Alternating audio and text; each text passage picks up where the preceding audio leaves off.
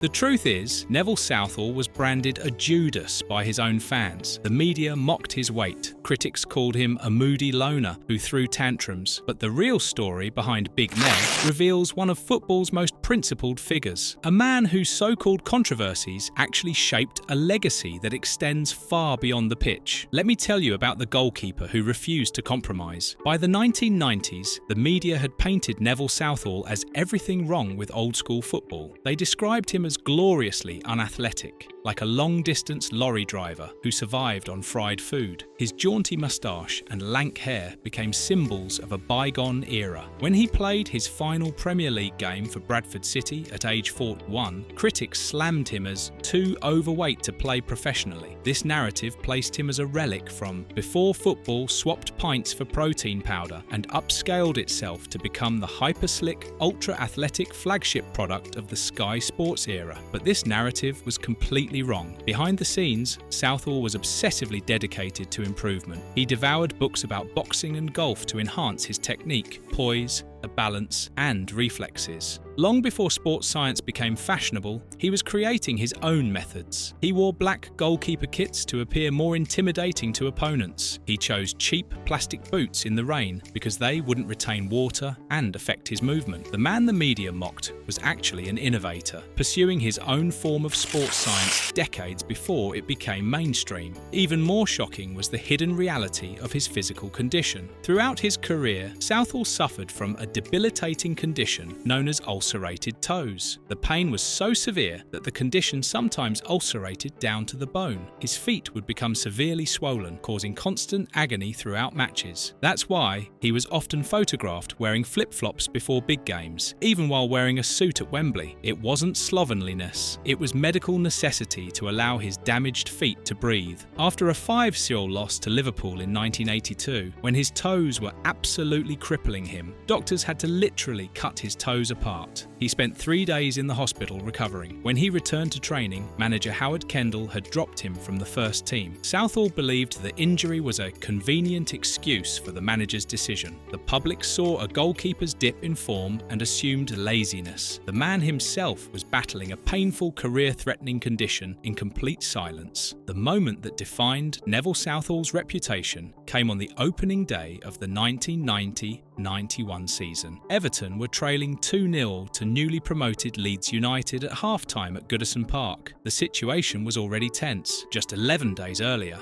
Southall and teammate Kevin Sheedy had submitted transfer requests. As his teammates stayed in the dressing room during half-time, Southall emerged early for the second half. Then he did something that sent shockwaves through football. He sat down, leaning against a goalpost in quiet, defiant protest. The reaction was explosive. Fans branded him Judas for what they saw as betrayal. One particularly harsh banner read, "Judas Southall, once a bin man, always a bin man," using his working-class background against him. A supporter named Jimmy Sanders even ran onto the pitch, shouting, "Get up and wear your Everton shirt with pride." The press reaction was equally venomous. A columnist derided him as a big Jesse who should swap that green goalie's jersey for a big girl's blouse. Manager Colin Harvey privately fined him between $3,000 and $4,000. More damaging was the long-term career impact. Manchester United manager Alex Ferguson had reportedly called about signing Southall, but Southall's hostile phone manner during their conversation allegedly put Ferguson off completely. United signed Peter Schmeichel instead. One moment of perceived petulance had altered his entire career trajectory, but years later, in his autobiography, The Bin Man Chronicles, Southall revealed the truth. It wasn't about his transfer request or a calculated protest. "I thought I'd had a shit first half and just wanted to clear my head," he explained. He felt he was trying too hard, and when that intense desire went to pieces, there's a chance something will give. Today, that explanation reads like prophecy. Modern mental health discourse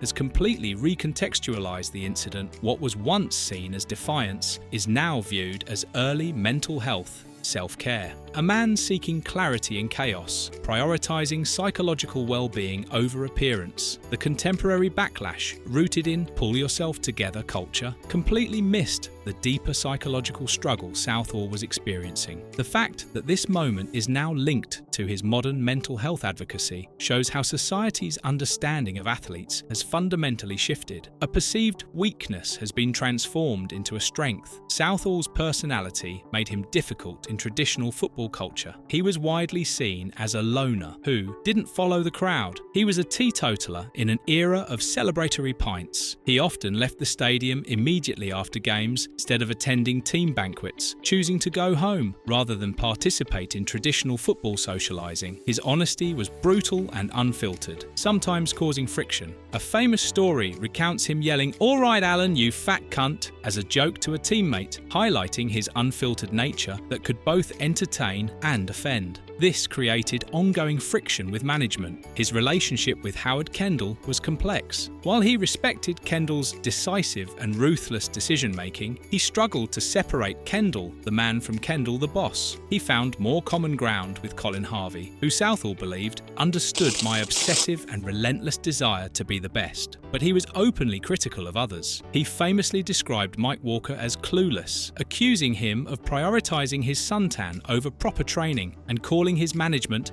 a complete shambles. When Joe Royle was under pressure, Southall defended him on a radio phone-in show. Ironically, he was subsequently dropped from the team. His refusal to be a yes man was core to his character. It cost him opportunities, but defined his integrity. As Everton's fortunes waned throughout the 1990s, Southall became a voice of defiance against declining standards. While the club's expectations slipped, his remained constant. He raged against the decline, maintaining high expectations even as player quality around him diminished. His career-defining moment came in the 1995 FA Cup final against Manchester United. At age 36, battling chronic injuries and time's effects, he delivered a performance described as a one-man wall. He rolled back the years, proving his talent and will remained undiminished despite physical decline. That match epitomised his career, achieving excellence through determination and refusing to lower standards regardless of circumstances. After retiring, Southall found new purpose working with disadvantaged youth. He became a teaching assistant at a pupil referral unit and coached community schemes, demonstrating genuine commitment to social work. He also entered politics, becoming an international officer for the Unison Trade Union, endorsing Jeremy Corbyn and speaking at Welsh independence events. But his most powerful platform became social media. His unfiltered opinions and unique humour made him a celebrated figure. He's been described as a master of the craft on Twitter, using his platform to entertain and attack social injustices. His use of high-grade memes about skeletons to critique government policy demonstrates his creative approach to public engagement. Southall's activism for LGBT rights became a cornerstone of his modern reputation. What makes his advocacy powerful is his admission of past mistakes. He's confessed to using homophobic slurs in his youth, saying he's now ashamed to say I used those words. This humility gives his activism